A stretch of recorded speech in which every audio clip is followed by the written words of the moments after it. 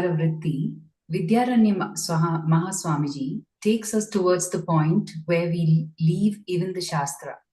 The study of Shastra is to experience what is already there in your nature. The purpose of Shastra is to show the way to experience your true self. Acharya emphasizes that even Shastra is not ultimate. Shankaracharya states in Brahma Sutra Bhashya that apart from moksha, everything is avidya. Advaita is the only philosophy that declares that even the Shastra is a means. This does not mean you can leave it arbitrarily at any time. After studying systematically under a guru, when realization dawns, separation from Shastra happens automatically. You rest in bliss. Naiva Gurur, Naiva Shishya. Shloka 44 explains how one transcends the thought of the self. When we enter into Atmajnana, the thought of Atma will also cease to exist. These are mental processes where the mind constructs all this. In realization, even those thoughts are not necessary. We do not have to consciously maintain a thought that I am human because we are that. Similarly, in supreme consciousness, one does not need to think I am Atma. However, during sadhana, we must practice this discrimination to establish detachment from the body-mind complex. As mentioned in Shloka 43, Jiva Dvaitam is of two types, Shastriyam and Ashastriyam. Shastriyam is sanctioned by the Shastras and Ashastriyam is not. Shastriyam includes studying the Shastras and Guru's teachings. We must accept this initially so that we can go beyond our current limitations. When we mature into that state of mind, the other dependencies automatically fall away. Those things simply lose their binding hold on the person. This internal detachment happens automatically. Brahmakara Vritti or Atma Brahma Vichara is also Manasam Jagat, but sattvic and helpful. Because of his prarabdha karma, the sadhaka may continue to engage with him. The activities continue merely by momentum.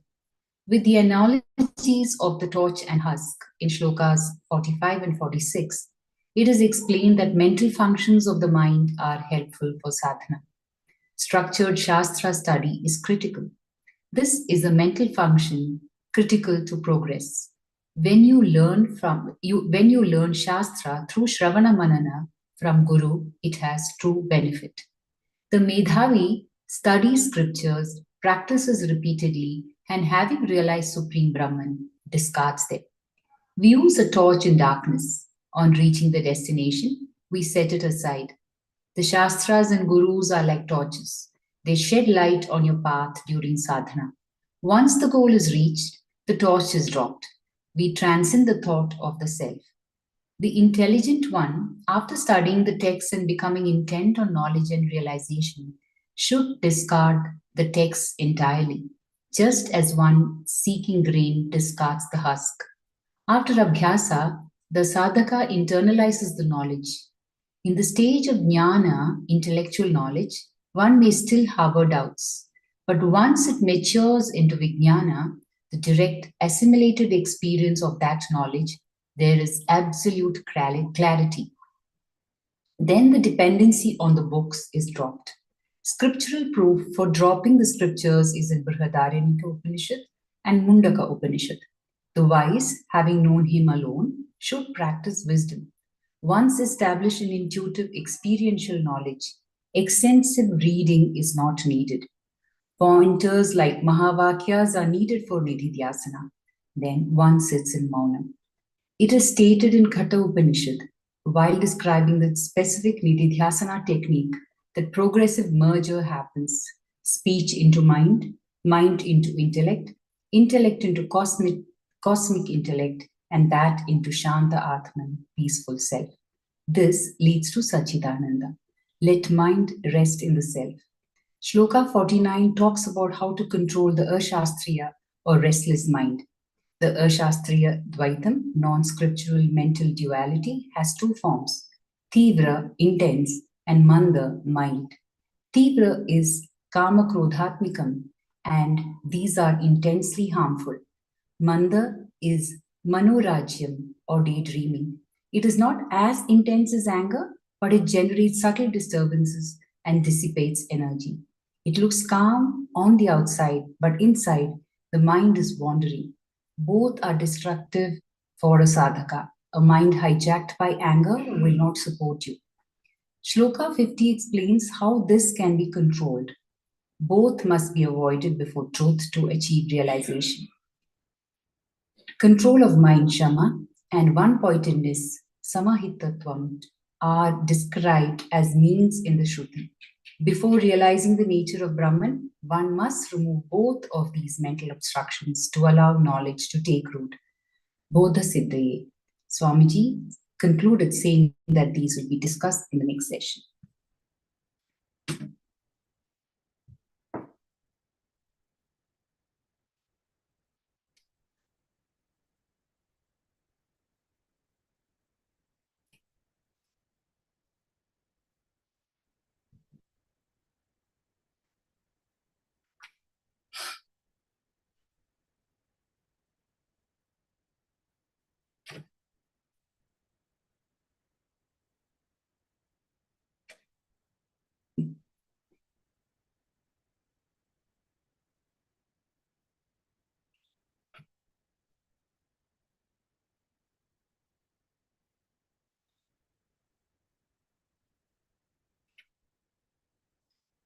Swamiji, unmute. Please unmute. We're not able to hear you.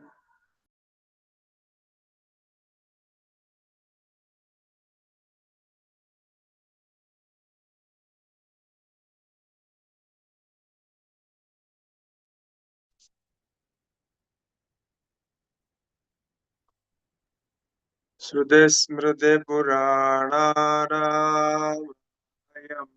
karunayam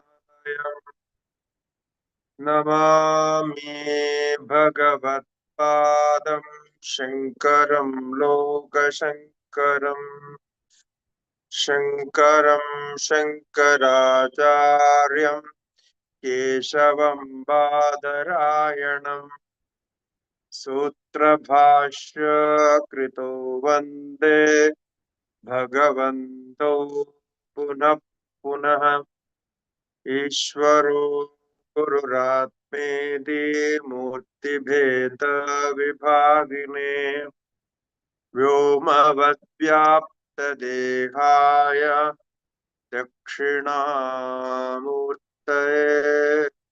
नमः। नमस्ते शंकरानंद गुरुपादाम्बुजन्मने सविलास महामोह ग्राहग्रासैक कर्मणे श्री गुरुभ्यो नमः। हरि ओम।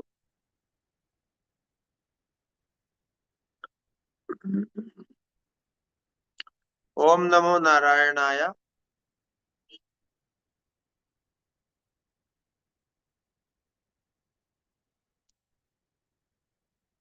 Now the sadhana to control the mind, observe the mind's activity, is called samahitatvam. So whenever we are engaged with activities, how this samahitatvam can happen? So is there any method which will help you? So that is the subject we are going to discuss in next maybe 2-3 slokas. But before that, sloka number 51 says, where one has to stop sadhana, or sadhana itself will be stopped. There is no effort, as we discussed, there is no separate effort to do sadhana, perform sadhana. Until there is effort, the perfection of sadhana, the completion of sadhana is not achieved. So after the, once it is achieved, then it automatically brings the effect. And when the completion or whatever the achievement, the realization of that sadhana, then its sadhana itself will disappear. So neither sadhaka is there nor sadhana exists. So this is the final final stage of sadhana, where sadhana itself conclude its existence or withdraw its existence. Now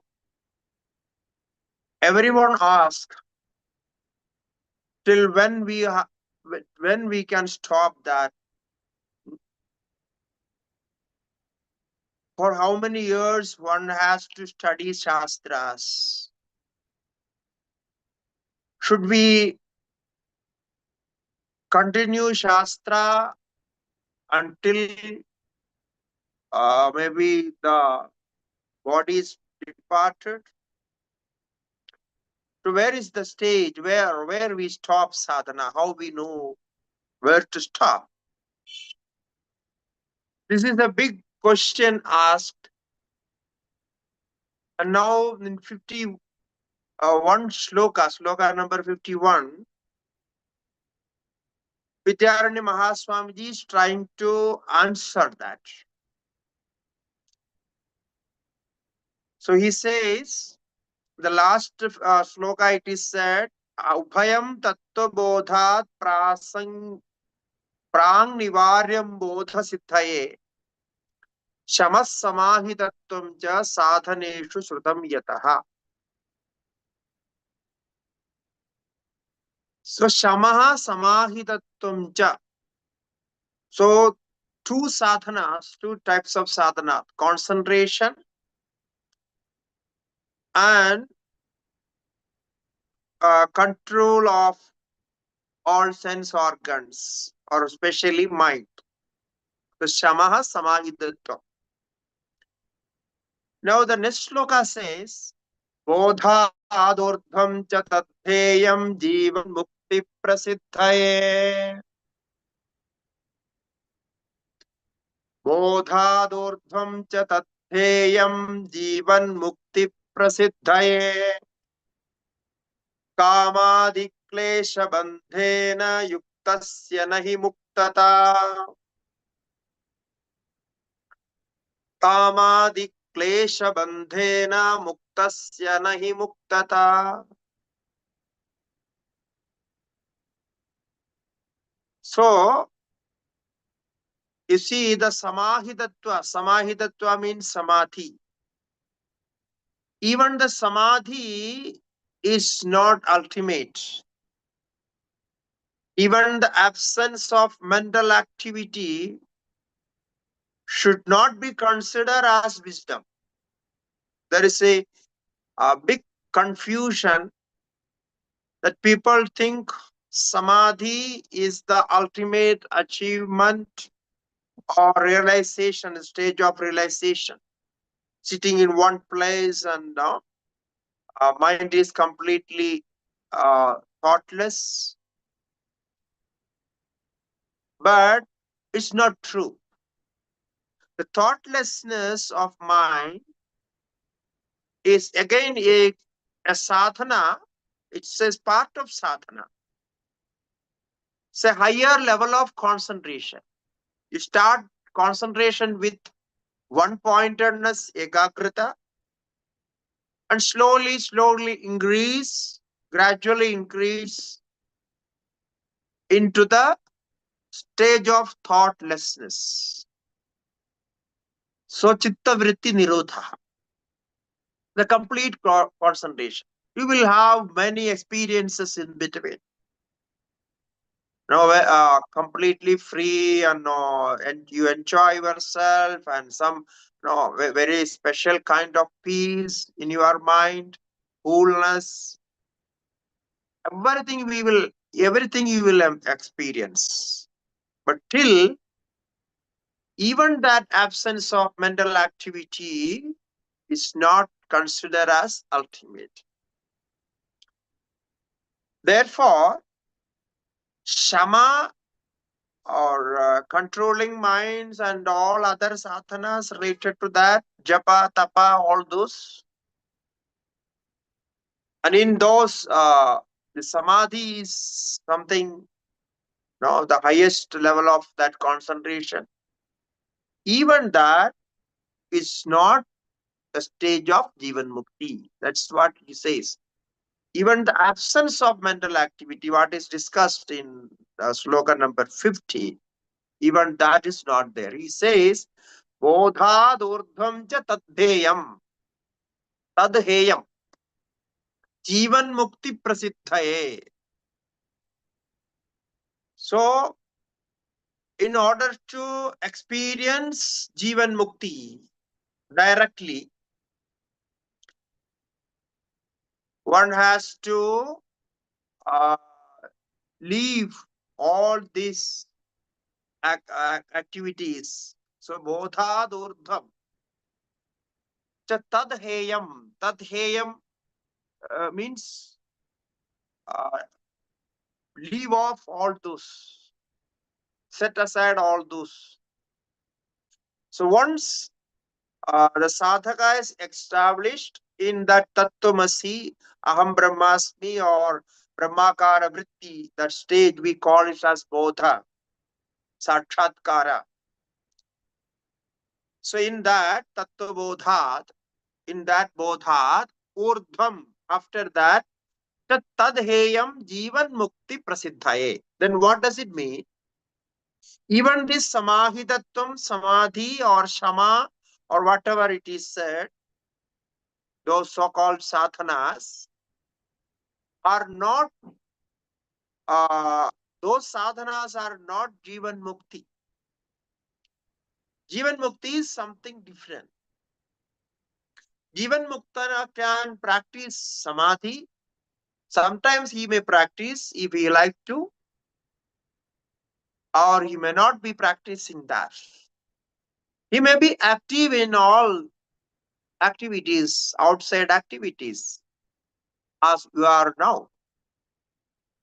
But till he will be a Jivan Mukta.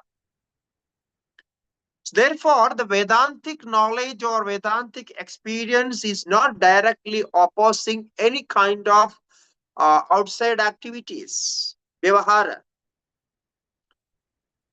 There is a complete balance between empirical activities and this experience of Vedantic knowledge, the Sakshatkara.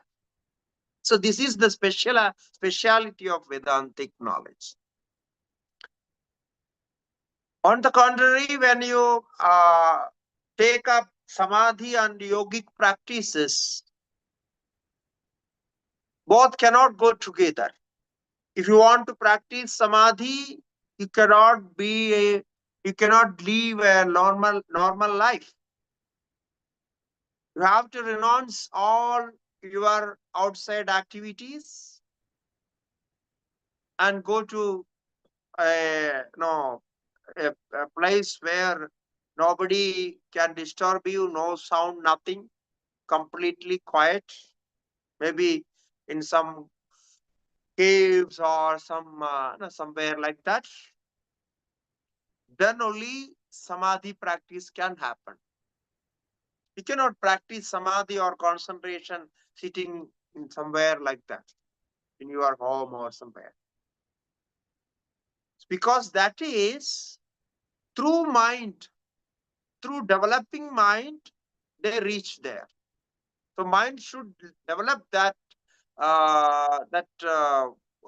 practice. Then only that samadhi can be experienced.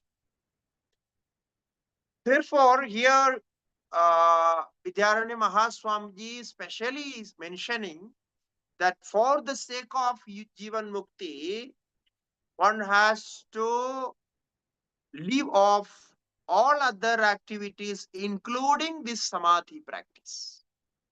There is no practice needed for Jivan Mukti. Jivan Mukti is something original, what we call it as nature or original. So that is the beauty of this experience. But that is the difficulty to understand even this. Why Vedanta is least understood? Because of this reason.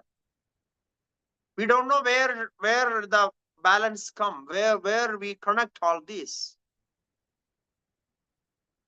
See, someone say you go to the cave and sit there and do meditation, we understand, okay, that's fine. Because that it's very reasonable and very practical to practice it. But when Vedanta says you can be there wherever you live, you can be in your home and practice this and experience. It is too difficult if your mind is scattered with all your activities. So that difficulty is something we have to taken care of, but ultimately it will happen. Okay. So therefore, bodhad urdhvam cha tadheyam jivan mukti prasiddhaye. So that is the ultimate wisdom in Vedanta. Kamadi klesha bandhena yuktasya nahi muktada. Now immediately he says, but you have to remember, okay, if I don't practice shama, I don't practice samadhi, if I don't need ekagrata, any other practice, so I can be with normal activities, kamadi klesha bandhena. I can go after desires. I can fulfill my passions. Then what is wrong with that? He says no. Then it won't be possible. So kamadi klesha bandhena yuktasya nahi muktada. If you go after passions and desires, there cannot be a liberation for you. But this is you see in one shloka itself, that confusion is there. He says there is no need for practice, you leave off all the practices. Now, if you don't practice, you give stop practicing what which we like it, because we don't like to practice. So then he says, then what you would do? You would go after your desires and passions and things like that. You will going to do activities like that. He says, no, kamadi klesha bandhena yuktasya. If you go after those, nahi muktata. You cannot be liberated. So there won't be liberation for you. So this is the point where we have to understand correctly what the Vedanta is trying to say. It's trying to say, if you believe that samadhi is something highest and samadhi is the experience of Atma, no. Samadhi is the experience within the mind. It's like sleep. Where the sleep happens? Sleep happens in connection with the mind. It has nothing to do with the Atma. Atma never sleeps and never dreams, and there is no dreaming, though no sleeping, no waking for Atma. So these stages are with mind and body. So then how can you say there is a samadhi for Atma? If Atma has no mind and mental activities, what is the need for samadhi? Why we need a samadhi there? Samadhi, of course, samadhi needed for mind. If your mind is not concentrated, you have to practice concentration. Simple. The mind needs that. If your body is not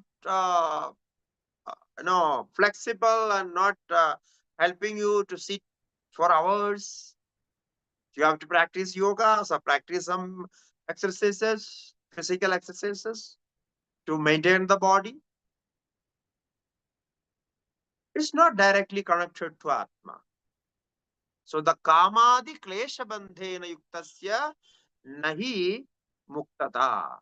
So that is the statement. Now, after listening this, somebody is asking. Now you see a normal person, he thinks, oh, now what? Why I go after this liberation, Jivan Mukti, and all this? I will do my duties. I will practice my good karmas and rituals and all those, and then live in this world. After death, I go to heaven or whatever.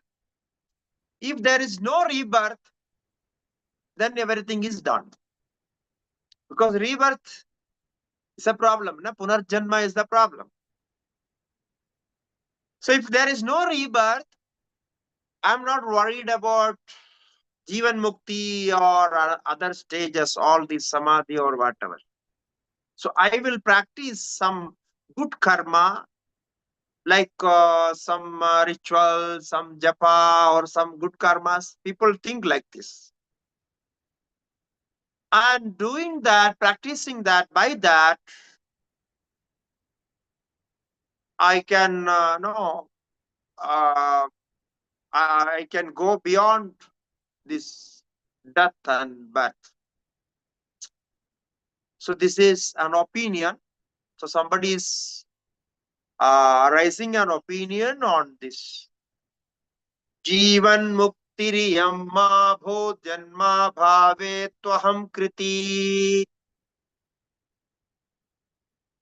tarhi janma piteyastveva swargamatra kriti bhavan. Jivan muktiriyam ma bhut. So he says, let there won't be Jivan Mukti. This without mental uh, activities and all this. I don't need a Jivan Mukti. Let there be no liberation as long as I am alive. That is the idea. I don't want liberation when I am alive. I want to enjoy this life as it is. Okay. So he thinks like that. Jivan muktiriyam mahabhut. Okay. But what provided by? There is a condition. Condition is that provided that I am assured of liberation after death. So I want only liberation after death. Because if before death, if I get liberation, then I have to leave off all these things. So I don't want to do that. So this is a system. People follow according to Puranas, Agamas, all the Dvaitins, all the Vaishnavas, Devdins, they follow this system. They say liberation is not in this body because only Advaita Vedanta and yoga philosophy and Sankhya philosophy. Only these three philosophies say there is a stage called Jivan Mukti. So while in this physical body, you are liberated. That is called Jivan Mukti. So being in this body, you are liberated. And these Dvaitins, they don't accept this.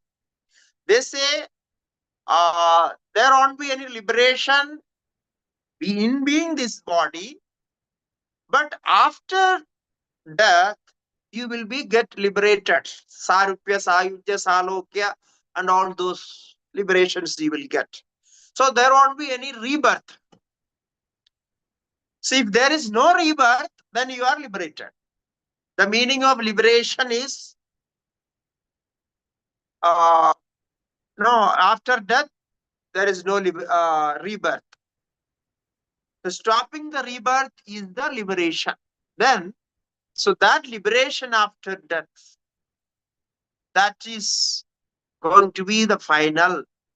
Then we want that. We won't want this liberation of Jivan Mukti in this body. So, Jivan Mukti Riyam. So, this Jivan Mukti, what you are discussing about, Ma Bhod, we don't need. Janma Bhave to Aham Kriti. It means provided that Janma Bhave, if I am satisfied with that, if there is no birth after my death, there is no rebirth after my death, then I am satisfied. Kriti, Kriti means I am satisfied with that. So that is what I want. Now, what he says is interesting, and in one point we can accept it, because anyhow we are here with this body and we have all these facilities, and however we are managing ourselves with the food and other things. So okay, somehow we can manage. And why we should struggle for Jivan Mukti in this birth, in this body? It's a very, very tough task. So why we are going after that? Let the body be here, everything is comfortable here, and let us live like, let us enjoy this. And then we will do good karmas along with this. And after the death, we will be liberated. So then everything is fine, everything is in place. So that is the idea. You see, many of you may be having this idea, I don't know, but almost all 80-70% people, they have this idea. They want liberation, moksha, but not in this birth, not in this body, not in their home. So they want liberation in somewhere else, in somewhere, no, heaven or somewhere there, after this life. Then you see the answer, how he is going to answer. Tarhi janmapi te astu eva swargamatrat kriti bhavan. So then he says, then if the desire remains, you have a desire, you have some more desire to fulfill because you want to live in this world. So you will have birth also. You will have, definitely you will have birth, because your desires are not completed, not cancelled in this birth, because you are keeping some desires, some activities, some effort for achievements. Then you are not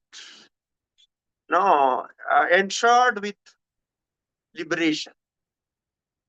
There is 99% chance that you will get another birth. It is not guaranteed.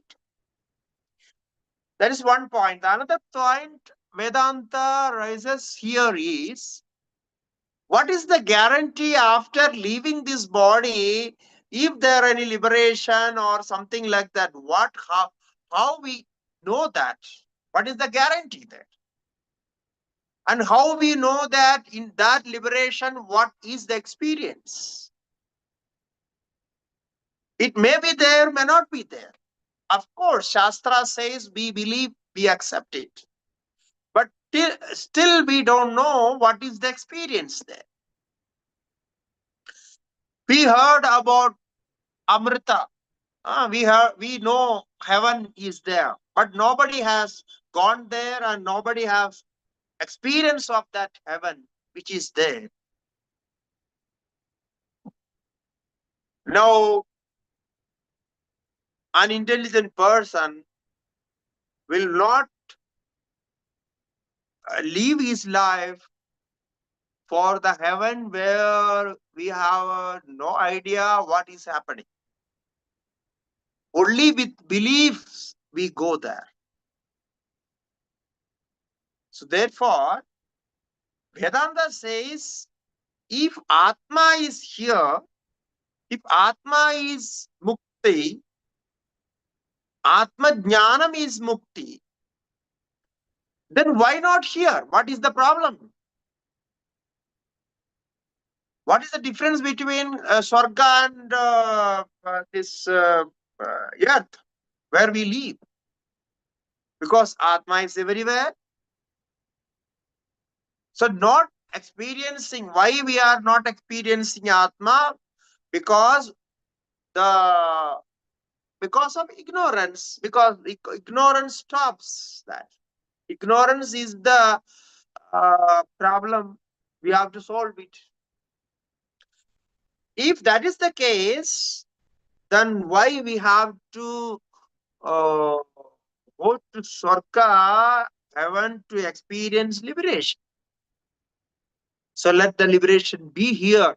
If it is not here, it's like something we are hopefully we are accepting it.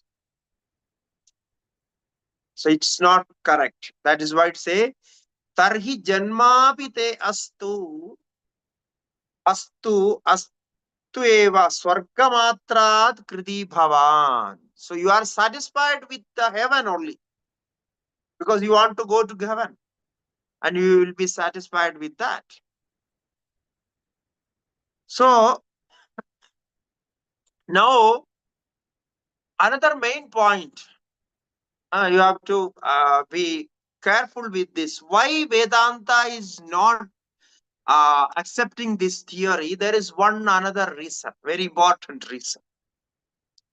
The reason is, as per the karma theory, the karma theory says the kind of life that we live in this world is an indication of the kind of life that we will be living, we will be having after death. This is the first point of karma theory in relation with death and after death. So what it says, the karma what we do here, with which karma we live here, that is an indication. It is indicating the next birth what we will be having after death. So how we are going to live after that? So if you are experiencing all this as a normal life, leading normal life with all experiences, it may extend, the same thing will be extended to the next birth, because that is the theory of karma. So our attitude, what is our attitude here? So the attitude, our thoughts, our feelings, our actions, our outlook, it all leads to next birth. This is the simple theory. So now you are saying that you will live a life, full life, with all this enjoyment, worldly, material enjoyment, and then you want liberation after death, and you are waiting for that, you are hoping for that. It's not logical. It is completely illogical, and it is not in accordance with the theory of karma. So, karma theory says the attitude which you live here, the thought process what you produce here, the feelings, the actions, everything connected with the next birth, because those thoughts, actions are going to make the next birth. So, and how it's possible? You are doing all other activities. Along with those activities, you may be doing some bhajana, some japa, some tapa, something. But that is not enough. That is not, that is good for nothing. So this concept, this is the main reason one has to accept Jivan Mukti in this stage. One has to experience Jivan Mukti in this very life. So we all have to try for that. If our efforts are good enough, we will definitely experience that Jivan Mukti, the taste of Jivan Mukti. That is what you said in the slogan number 51. So this is no, like some uh, like somebody's opinion, and some of the sadhakas, they believe this, so they want to balance this life and next life with that theory, so they argue like this. Now, what is the problem with this experience of heaven and all other world? So the next sloka says, Kshayadishaya doshena sargo heyo yada tada. Kshayadishaya doshena sargo heyo yada tada. Swayam doshadayatmayam kamadikyam nahiyate. Swayam doshadayatmayam kamadikyam nahiyate. So one renounces all these worldly experiences as well as heavenly experiences. Why? Because it is not ultimate, eternal. So swayam akshaya adishaya doshena surgaha heyaha yada. So when you say, when you accept that this heaven and other worldly experiences are not eternal, they are not complete. Why? Kshaya adishaya. There is two reasons. One is it decays. We lose some part of that. After some time, we lose it. Now, every experience, whatever you have in this world, one day you experience it, next day you lose it. According to the mind, according to the mood of mind, you experience it. One object give you happiness one day, the next day the same object will not give you happiness because your mind's mood changed. So all these worldly experience, so-called experiences, are happily experiences. So whatever is not going to stay with you. So Chaya, then Chaya. Not only Chaya, Atishaya Doshena Yuktaha. So it can be alterated. There is a gradation. No. Adaptive evolution changes.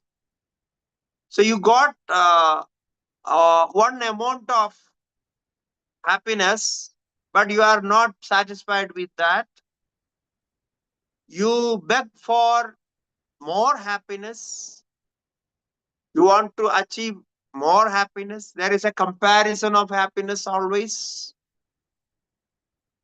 And when you think about happiness, enjoyment, you always compare. You have a comparison. So if you have one car, you will think that, oh, those people, my neighbors, they have two cars. So now you see, with one car, you are not satisfied. You are thinking about two cars, the neighbors, they are having two cars. So this comparison will disturb your enjoyment. Now you cannot enjoy with one car because you are always thinking about the two cars the neighbor has. Now we have in India we have oil problem. No, if you keep one car, two cars, you are not going to enjoy. So this is the so always in comparison. So just think about your mental process. You will know how mind process thoughts like this. Unnecessarily compared. So this is the problem there. If you go to Swarga, you to heaven, you may get a place there. We don't know which place you are going to get, but you will get some place. But that place will not give you happiness because there is a, a stage, a higher stage, like Indra. No, we have a lot of gods, Devendra. He has a higher place, higher stage. So this gradation and no alteration is always disturbing you by that comparison. Therefore, it is adishaya. So always it is there. Like in this life, you can see all this. That is why I said no. The mind which is working here, the same mind is going to Swarga. Now, how it is going to change? Is there any reason why mind should change? Because according to the Shastra, the Sukshma Sharira, subtle body, goes to heaven. The gross body decay here, and subtle body goes. And what is that subtle body? Mind, mind, prana, and all those things. Now the same mind is going there. Now where this here the mind is doing all this nonsense, and the same mind is going to experience their Swarga. Now what is the difference? What is going to do that? No difference. So therefore, it's like no very pity to think like that. That you are here, you have less experience, and when you go to a better place, you will be enjoying more. No, sometimes no, we don't know. Nowhere it is said, but if you want to, no,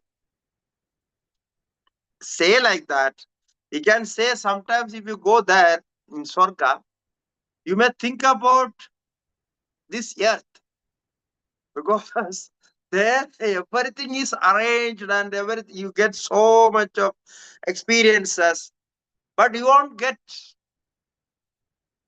sorrow there, pain. If you like to like to experience pain, you won't get there. If you like to drink milk, cow milk, you don't get there. If you like to eat pizza, no, nowadays people eat pizza. You don't get there. Now, if you remember pizza after going to heaven, what would be your experience? You cannot enjoy heaven there. You will come back again. So this will happen because we are carrying the same mind there. The same mind is going there. Therefore, not think about this Swarga, not think about all this, because if you want to liberate yourself, experience Atma, try to do here itself. Therefore, Swayam yada swayam doshadaya atmayam kamadi kim nahiyate. So he says, now you understood what is the problem with all this. So why don't you give up all these evils, desires, all these problematic activities? So leave all this and try to practice sadhana and experience Atma here itself. So that is the idea. So, but normally when we practice sadhana, people say we have to leave all these desires, or even Vedanta Shastra says. Now, which are the desires disturbing you and which are the desires helping you? So, last shloka, we have discussed this 49, shloka number 49, and before that. Now, there are some thoughts, some activities, some sadhanas which help you, and some desires they disturb you. So try to distinguish those which are the which desires are disturbing you, which are the desires not disturbing you. So swayam doshataya atmanam. So therefore, this desires, whichever desire you have, if those are related to material world, worldly things, definitely that will disturb you. That's the idea. Tattvam buddhvapi kamadi nishesham na jahasi ched. Tattvam buddhvapi kamadi nishesham na jahadi ched. Yadheshtacharanam te syat karma shastradilanghinaha. Yadheshtacharanam te syat karma shastradilanghinaha.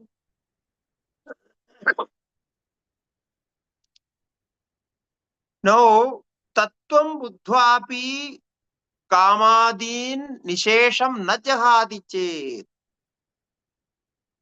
If people say, some people think like this. They think after studying Shastras, you know what is the true, what is the real, what is Brahman, what is Atma, everything you know. So they say after knowing that, you can enjoy your life. Whatever way you want to live, you can live. Because that is not going to disturb you or destroy your enjoyment. So tattvam buddhva, after knowing, kamadin nishesham na jahadi che. Or kamadi means all these desires and other activities. If you are not renouncing those, na jahadi chet. Yatheshtacharanam. then what we say, it is yateshtajaranam. Whatever one likes, he likes. Whatever he likes, he does. The self-willed. So whatever he likes, he does. He doesn't care for those. So he doesn't care for Shastra. He will not care for any rule and regulation, rituals, morals, practices, nothing. He says, I have studied. I know I am Brahman. I am separate from all these activities. I am, no, what do you say, beyond all, all this, beyond body, beyond mind, beyond intellect. I am beyond everything. Therefore, it will not touch me. So whatever I do, it will not touch me. So this is completely false. So that is why he is putting this, because here there is a chance. People may think like this. After knowing Brahman, they can live however they want, whatever way they want. So he is taking up that point. Yateshta acharanam te syad karma shastral atilankinaha. Karma shastra adhilankinaha. He transgress all the laws of karma, scriptures, rules and regulations, everything. So that is why he says dhashtacharanam. It is not considered as the right way, right understanding. So this is something different from this.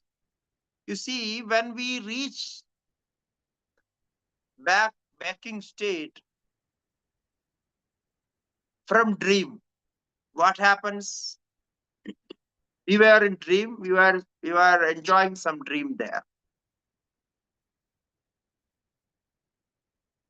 We don't have to travel by a vehicle from waking state to dream and dream to waking state.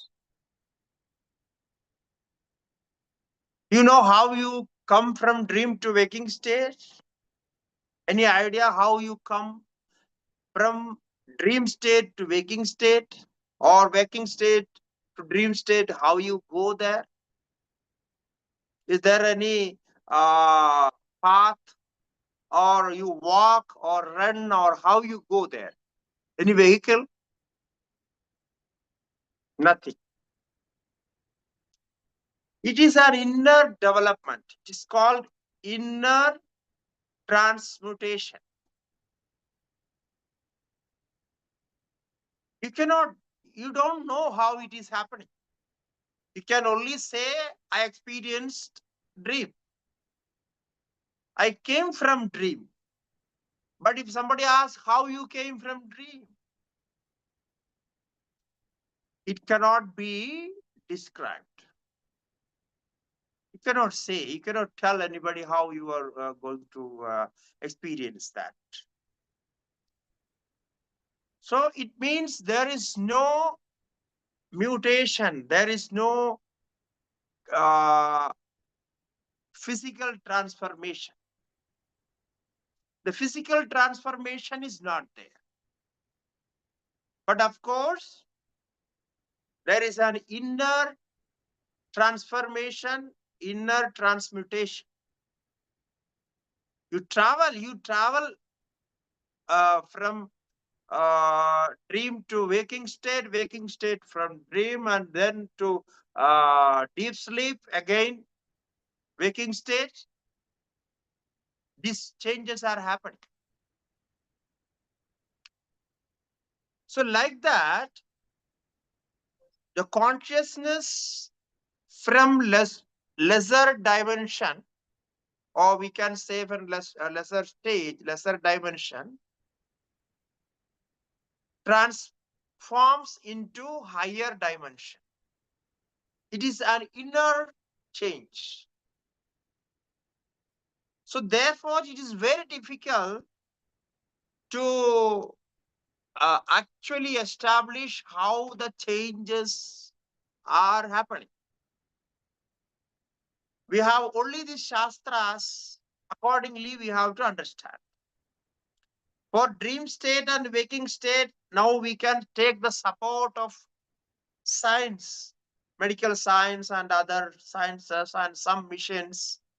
They will support and say how you transfer from dream state to waking state and then to deep sleep, all those.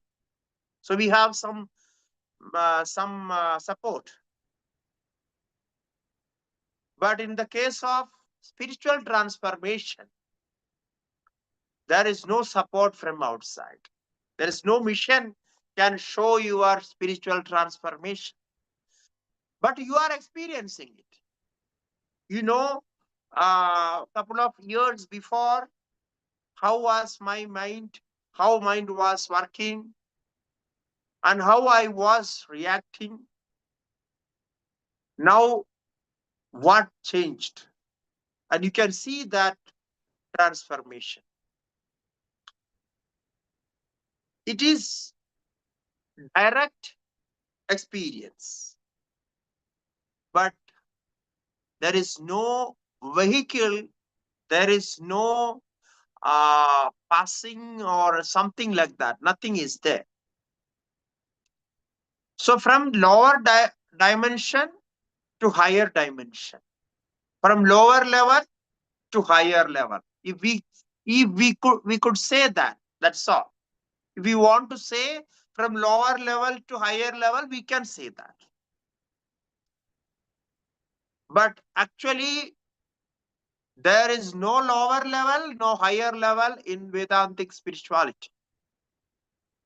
Even that is, just for the sake we discuss. So there is a distinction of dream between actual realization and imaginary realization. So these people that this Mahaswamiji is talking about this in slok number 54, they imagined that they have realization. They realized. It's like we say imaginary realization. Now we will talk about that. Therefore, I am giving you these two words. The actual realization and imaginary realization. Actual realization and dreamingly or imaginarily realization. Now you will ask how this happened. I will tell you. Maybe some of you already have this realization. We have two realizations. One is imaginary realization. After listening to Vedanta and so many years, or this mystic philosophies, and you read some mystic books, then after reading that, your mind will make an imaginary experience, imaginary realization. You feel that I realized Atma. Oh, what the Shastra is talking? I realized it. I realized Brahman. Brahman is such and such. And this imaginary realized people can talk well. They will talk about that very well because they have a clear picture of that imagination. No? So they can talk well. You feel that, oh, this guy really realized because he's talking so clearly. Because you are all this. Now, this is the trap. This is a big trap. You will not realize, you will not know your realization is imaginary realization or actual realization. Now, this is a test. If you have actual realization, then the next maybe 3-4 slokas, he will discuss that. The actually realized person will not do all these things. He will not go after desires.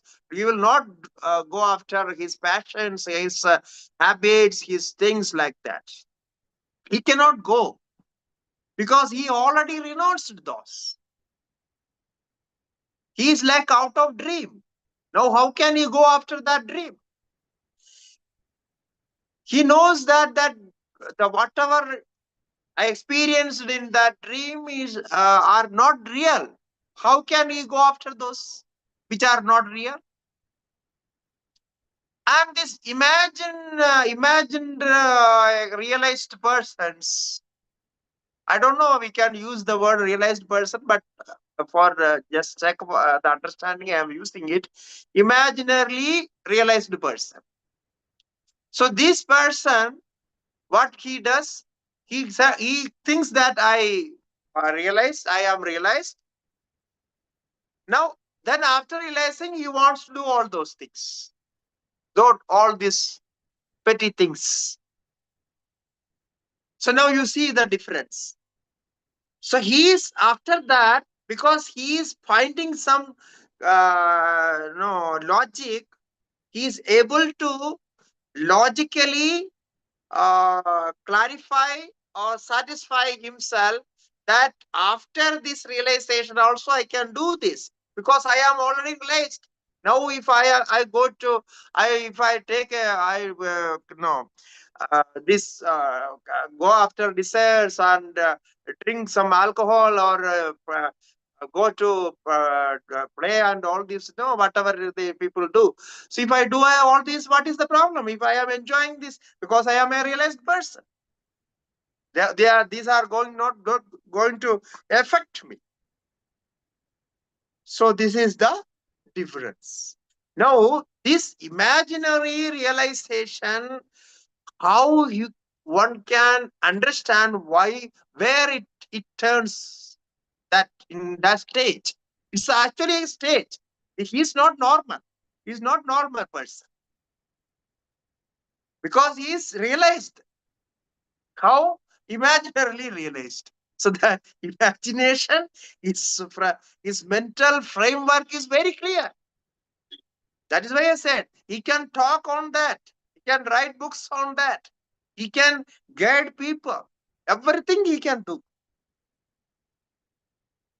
But unfortunately, he is not realized. So this is a test. This is the clue point we are going to discuss in next shlokas in Pancadashi. You see, you may be having some translation and commentaries. I don't know which book you are having, but in those book you will not find all this what I am talking about. So these points are there in this connection with the another books like Upadesha Sahasri, Naishkarma Siddhi. So these slokas are quoted from those books. So the same subject is discussed there. There it is said clearly. So we will discuss that point.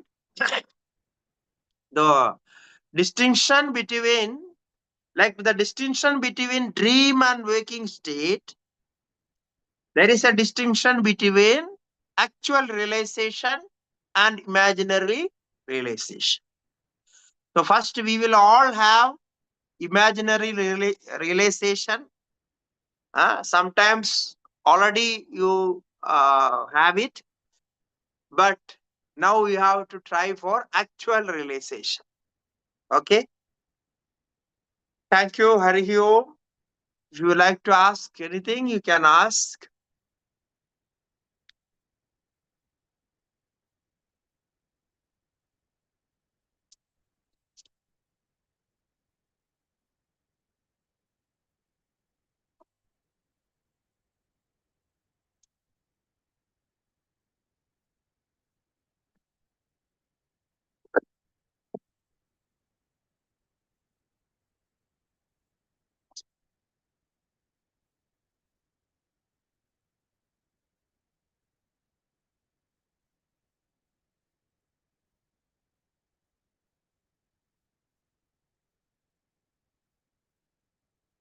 Okay, if there is no question, I can stop it. Okay. Thank you. Hari Om. Shri Gurubhyo Namaha. Hari Om. Om Namo Narayanaya.